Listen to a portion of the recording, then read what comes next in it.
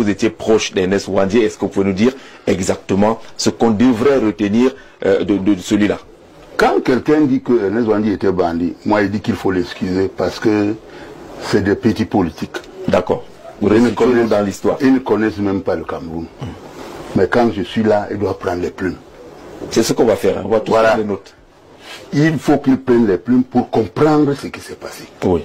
Quand tu dis que Ernest Ouandié est bandit, ça voudrait dire que tu dis qu'Aïdjo est bandit. Parce qu'il n'y a qu'un bandit qui peut tuer un autre. Mais je n'ai jamais vu ici-bas un bandit qui tue un chef d'État. Ou bien qui fait partie d'un chef d'État du pouvoir. C'est Ouandié qui a fait partir Aïdjo du pouvoir. Comment ça? Ah, voilà. C'est ça qu'on ne dit pas au Camerounais. Comment ça? Oui. Dites-le nous. Monseigneur Logmo dit à Aïdjo, je t'apporte Ouandié. Puisque tu cherches Ouandié. Ils se font des amis. Maintenant, Logmo me jette encore un autre plan. B. Il faut assassiner Aïdjo. Voilà. Mais c'est même pour ça qu'il faut que le Cameroun apprenne son histoire. Ah oui. Alors, Ndogmo dit à Aïdjo, oui, Ouandié, mais il faut venir aussi au sacre de mes prêtres, qui je vais sacrer en Colossol. Il s'en va prendre Ouandié, il lui dit, je vais te faire exfiltrer. Il le laisse dans une cafetière en Banga. Il revient à Yaoundé pour le sacre des prêtres, sachant qu'on va abattre Aïdjo, parce que ça c'est l'assassinat. Il ne pouvait même pas faire un coup d'État. Parce que même s'il tuait Aïdjo, il ne pouvait pas prendre le pouvoir. Oui. Mais lui, son problème, c'était ça. Arrivé donc à Yaoundé, le grand frère Limier Pondi est au courant de la situation. Les réunions se passent à Douala, à l'hôtel des Palmiers, chez le vieux Takala. Le jour du sacre, Pondi dit à Aïdjo, non, tu ne peux pas bouger. C'est mauvais là-bas. Il descend lui-même avec ses braves garçons. Il trouve qu'on a déjà fait tout ce qu'il faut. Bon, on attend seulement que le président arrive pour qu'on commence les bénédictions. Il commence à fouiller les prêtres. Les tables de Gabriel, les albums pour le courant, enfin, ils avaient les noms là. Les Njaseb Mathieu, etc.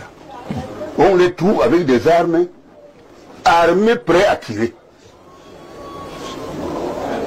On les prend, on prend donc les autres, c'est-à-dire les Takala et autres et tout. Tout à fait. On les prend. Entre-temps, en Banga, Ouandié qui lui est quelque part n'est plus ravitaillé. Il voudrait chercher quelque chose à manger, il s'en va chercher le champ de manioc pour prendre quelques tubercules. Il trouve une femme.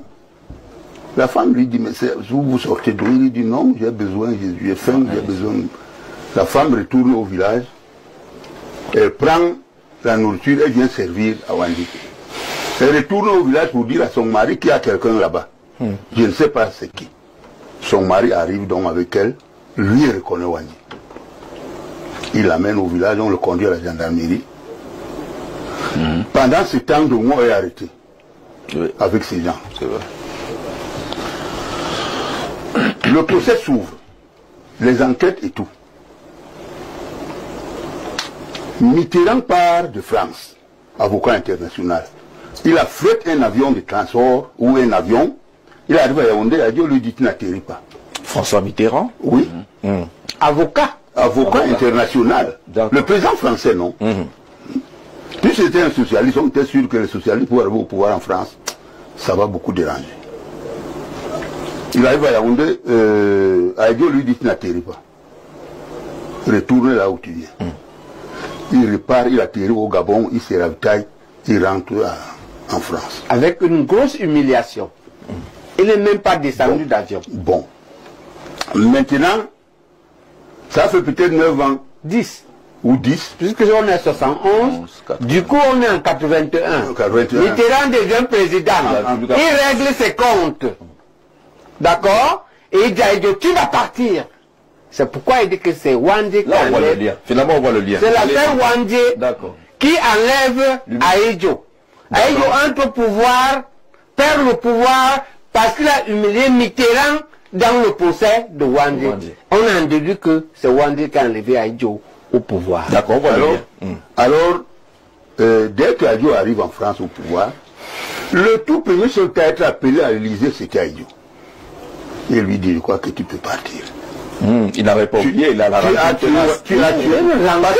Parce que s'il ne tuait pas Wandé, Mitterrand allait le laisser. Mais non seulement il a refusé l'atterrissage à Mitterrand, mais il a encore tué son homme, Wandé.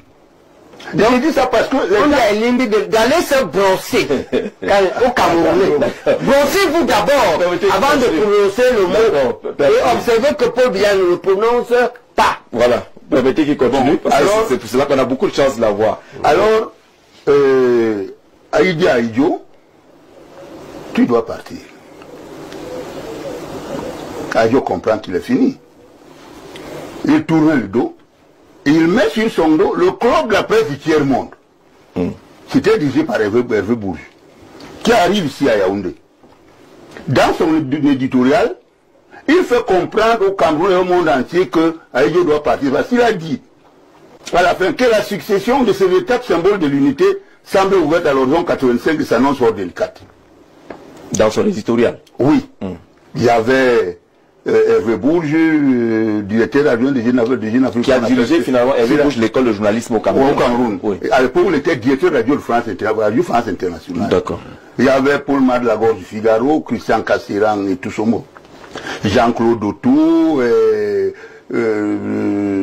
directeur adjoint de Jeune Afrique qu'on appelait Siradou Diallo. C'est vrai, Aïdjo a tenu le coup parce que il a répondu aux questions improvisées. Des questions difficiles. On n'a seulement pas du temps. Je pourrais vous brosser quelques questions, mais on aura le temps un jour. Non, on aura le temps. On va vous inviter spécialement pour aller en profondeur. Alors, Aïdjo comprend que là où je suis là, je dois partir. C'est comme ça qu'il démissionne. Voilà pourquoi je vous dis que c'est Wandé qui a fait partir Aïdjo. Et c'est cohérent. Alors, ce qui fait débat pas ça seulement qui est cohérent. Non, c'est qu'il faut compléter. C'est grâce à cause de Wandé qu'Aïdjo perd le pouvoir. Mais il y a mieux. C'est grâce à Wandé que Biya le gagne. Il faut que l'Indi sache. Oui. Biya donne le pouvoir à la mort et au procès de Wandé. Parce que ce procès de Wandé aboutit au limogeage d'Aïdjo 10 ans après par Mitterrand. Comme il a fait ça à Mitterrand, Mitterrand l'élimine.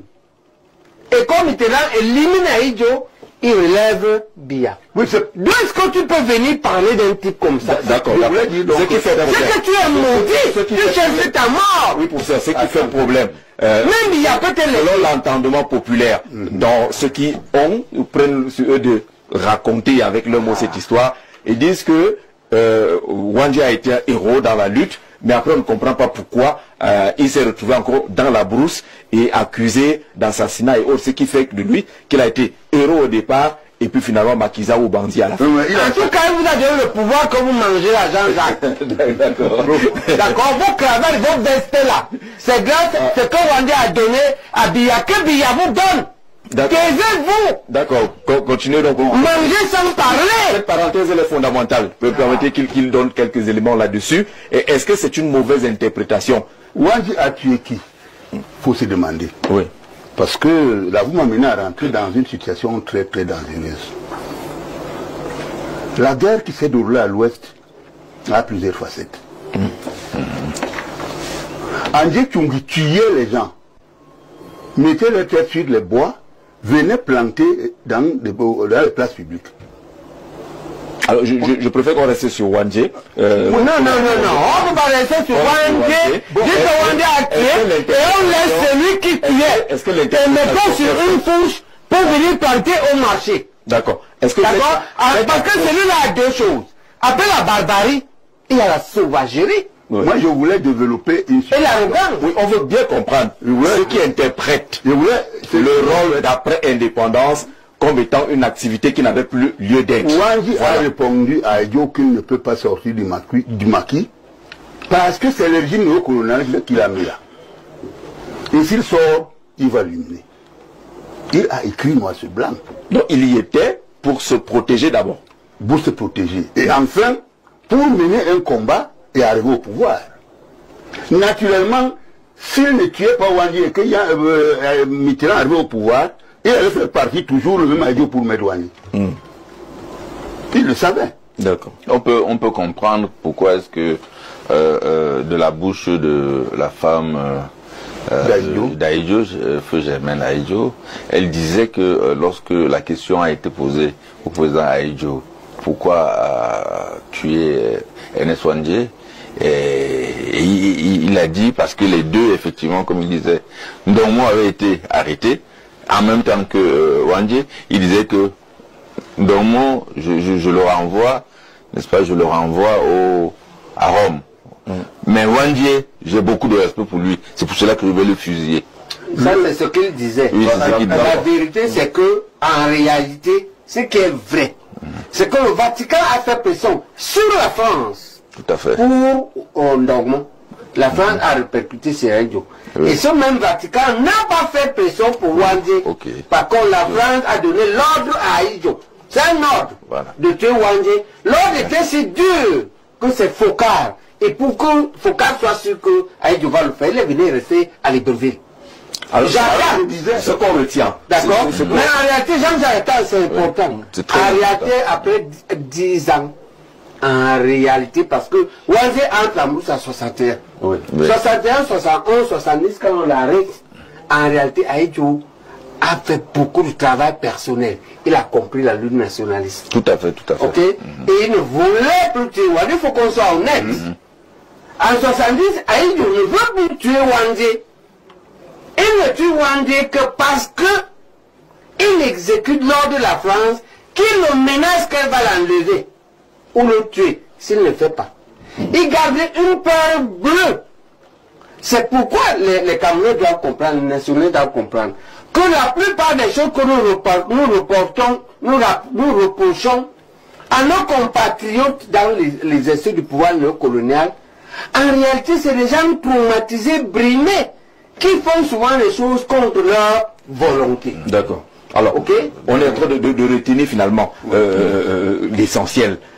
Est-ce que c'est donc finalement une mauvaise interprétation ou alors une méconnaissance nationale de l'histoire du Cameroun, parce que tout le monde a ses bribes d'histoire pour dire que oui, il était là et puis finalement ce qu'il faisait encore en Broussa on ne comprend plus. C'est pour cela que certains l'assassinent, l'assimilent à ce qui a été dit. Non, je voudrais dire ici que ceux qui peuvent appeler Wandji maquisard, d'abord ils ont leurs petits problèmes avec les Bamileke. Mon petit Elim Belobé, lui se plaint qu'on a pris les terrains de Douala, on a donc pris... qu'il ne fasse pas confusion, restons dans l'histoire. Non, voilà. J'ai dit seulement que, bon, c'est ça, on pense souvent ça dans les querelles de salon. Dans les parlots de salon. Mais l'histoire était tue. Et que dit cette histoire clairement? Bon, Wandji est resté sous maquis, il travaillait sous maquis. D'abord, il n'était plus en contact avec les autres maquisards, puisqu'il se cachait. Oui. Donc on ne pouvait plus donner les ordres là-bas de peur qu'on sache où il se trouve. Si on dit que Wandji a continué à tuer, c'est parce que ceux qui le cherchaient commettaient des bavures. Et on imputait ça à Wandji puisqu'il est en brousse. Tout à fait. Même les militaires, quand tu as une belle femme, s'ils voient que la femme essaie de... on te zigouille, et puis on prend ta femme. Et on accuse Wandji. C'est ça la réalité. On brûlait même les maisons, on disait que c'est Wandji. Quelqu'un qui est en brousse, qui se cache. Il vous dit, allez me brûler les maisons, ça lui sert à quoi? Et je vous dis une chose. Pendant son procès, parce qu'on lui a collé le coup d'état, hein, on lui a collé le coup d'état dessus. Je vous dis une chose, j'ai été à son enquête de bout en bout. À son audience, de bout en bout, à côté d'un puissant colonel camerounais qui est mort. J'étais ses oreilles, ses yeux et sa bouche. Donc je détiens tous ces procès-là. Tout ce qui s'est passé. Il a dit... Il y a eu des révélations pendant ce procès? Oh, beaucoup. Lui, Wandji a dit que Je suis tombé dans un guet-apens. Un traquenard des éléments habilement montés et d'ambition égoïste. Ces éléments sont Ndongo et ses complices. Là, vous le citez. Hein. Oui. C'est que... Et Fauchivé lui avait posé la question, quels sont les complices de Ndongo? De Ndongo. Il a dit à Fauchivé, quand je suis instituteur, directeur de l'école publique de Konsamba, vous, Fauchivé, vous étiez agent au commissariat spécial dans la même ville. Si je m'aurais voulu me faire des honneurs, vous m'auriez pu, aujourd'hui sur le diable, ne prêtez pas votre langage. Vous connaissez les complices de Ndongo, de Wandji plus que moi. Parce qu'ils sont dans vos poches. Et je viens d'apprendre que votre coup d'État ici, dans vos locaux. Tout le monde le sait, hein. Même le président qui est au pouvoir. Il était là. Tout à fait. En réalité, parce qu'on veut exécuter l'ordre de Focard, qui est à Libreville, attend qu'on tue Wandji pour rentrer et aller préparer la première visite de Pompidou au Cameroun. Tout à fait, c'était Pompidou. Et cette visite de Pompidou a pour but ouvrir le portail de Bakassi, exploiter le pétrole. Donc cette affaire est une affaire de pétrole. D'accord, saluons Lazare Nolga. C'est ça la vérité. Lazare Nolga. C'est ça l'histoire. D'accord, merci professeur. Vous êtes membre du comité directeur de l'Union des populations du Cameroun. Merci de nous retrouver sur le plateau. Vous n'aurez pas beaucoup de temps sur le sujet d'entrée, puisque le sujet phare c'est cette présidentielle qui est à venir. Mais on voulait rapidement passer par l'histoire, restituer les Camerounais par rapport à cette histoire d'Ernest Wandji. Je crois que vous êtes d'accord avec les récits qui sont faits ici. Très d'accord. Vous avez vécu cette histoire, vous avez rencontré des témoins de cette histoire? J'ai trouvé réellement mon papa vivant que je venais d'enterrer, ça ne fait pas encore 2 mois. Lui, il a vécu cela? Il a vécu, il était parmi ceux-là. Qu'est-ce qu'il dit de Ernest Wandji? Ernest Wandji, les accusations, je dis, mes années politiques ont tout dit, ce n'est que la confirmation. De nos jours, moi, je ne peux que bouleverser cette peur pour parler de l'instant là où nous-mêmes, nous habillions des habits coloniaux. Parce que réellement, quand tu tortures toi-même, attends-toi à cette injure. Nous sommes en train de nous injurier. À partir du moment où un parti historique comme l'UPC garde réellement en soi des ennemis facteurs de la représentativité coloniale, où en sommes-nous? De qui se moque-t-on? Apparemment, nous avons vécu des plaintes déposées par l'UPC. Et nous tous, nous connaissons les verdicts. Et aujourd'hui, ces délinquants politiques sont en train de continuer à basader l'UPC dans des nasses et remettre pour des intérêts égoïstes. Là, nous sommes déjà de plein pied dans le sujet sur la présidentielle. Oui, je suis en train de venir. La candidature de Jean Bec, forcément, on parlera de ces procès et parfois des textes qui viennent de l'administration territoriale. Merci de venir participer à cet échange. Mais ce qui se dit, Timothée, montre que le Cameroun a besoin de connaître son histoire. Et les Camerounais ont besoin de connaître l'histoire de ce pays. Jean-Jacques, vous me donnez la parole là, je suis un peu embarrassé au regard de la qualité des intervenants. Je préfère vous retirer oui, je comprends. Le fond. Oui. Mais pour dire que si il y a une histoire qui doit être la même, mais qui est différente en fonction du narrateur, ça devient un problème. Oui, ça devient un problème. Le Cameroun a besoin de se réconcilier avec lui-même pour que nous puissions obtenir la souveraineté qui nous manque. Parce que de tout leur récit, ce que j'ai compris et qui est directement lié au sujet introductif sur Boko Haram, c'est que nous manquons de souveraineté parce que le spectre néocolon peine à se dissiper. Nous avons donc besoin de nous réconcilier avec nous-mêmes, de nous réapproprier le sentiment nationaliste et de se doter d'une intelligence capable de nous permettre d'être souverains.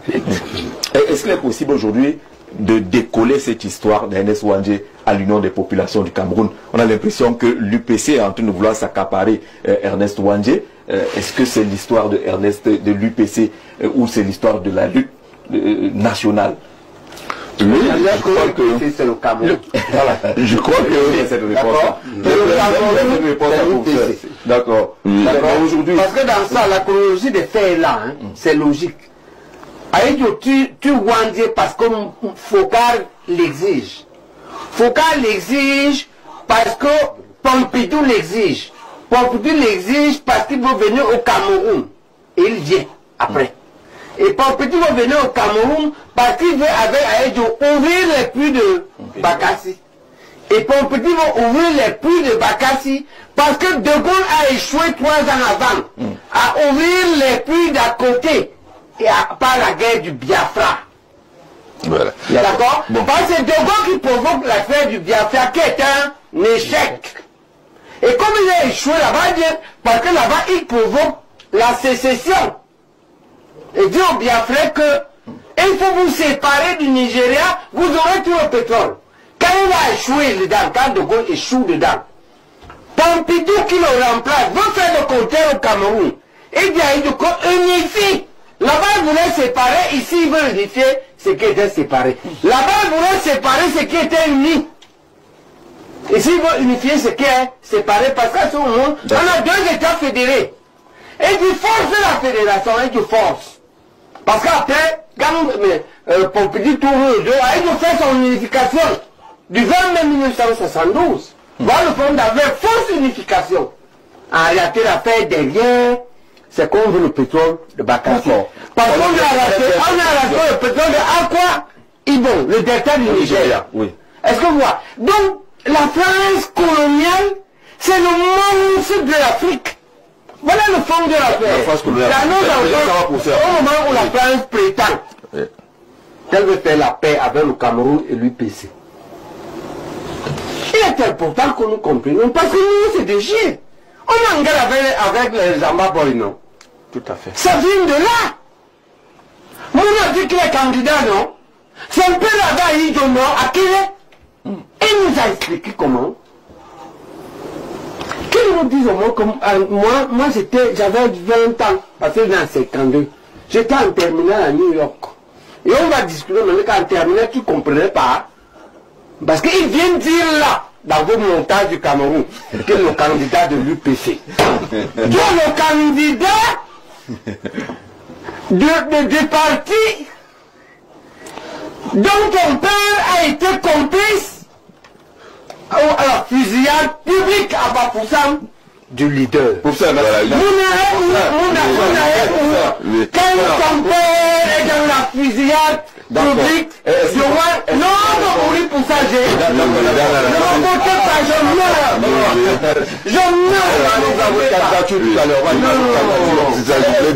opérations. D'accord. Est-ce que vous êtes accepter un gars pour ça? La question, non. Vous aurez le temps de parler de la peut-être. On n'est pas encore à ce sujet-là. Le nationalisme camerounais. Le nationalisme camerounais commence effectivement par le syndicalisme qui arrive en 1948, lorsque effectivement les communistes, donc Sokodo, de Gaston Donat, ceux qui sont venus former les premiers UPCistes, parmi lesquels Oumniobé, effectivement, parce que ce sont les communistes français, quand ils sont venus pour former les Camerounais pour le syndicalisme, c'est là où ils ont repéré que le Mpodol, Oumniobé, était très intelligent, c'était un monsieur très intelligent, et ils ont su très vite que c'était lui qui allait, n'est-ce pas, conduire le syndicalisme camerounais, après quand ils ont réorganisé, quand on a réorganisé, n'est-ce pas, l'UPC. Alors ce syndicalisme, qui donne naissance au nationalisme camerounais, avec le premier parti, l'UPC, qui est vraiment le premier parti qui a défendu les droits des Camerounais. C'est l'histoire, on ne peut pas faire on ne peut pas faire autrement, on ne peut qu'accepter l'histoire du Cameroun avec cette lutte qui est arrivée, n'est-ce pas, jusqu'en 1980 et qui continue de nos jours, puisque le professeur Baïbek est là, les autres UPCistes sont là. Mais il faut dire effectivement aussi que l'UPC, il y a d'autres nationaliste, parce que lorsque le président Ahidjo se rend compte d'un certain nombre de choses, il a quand même, n'est-ce pas, la fibre nationaliste. C'est pour cela que il bâtit, quand il a le pouvoir, il bâtit l'État du Cameroun, il édifie l'État du Cameroun, il est dans la construction, n'est-ce pas, de l'unité nationale. Il travaille pour le bien des Camerounais, et il va travailler, ça veut dire que jusqu'à la suite, c'est quoi? C'est que c'est continuateur, donc le président Paul Biya, et qui est également, n'est-ce pas, un nationaliste, et il faut le dire, hein, plus tard.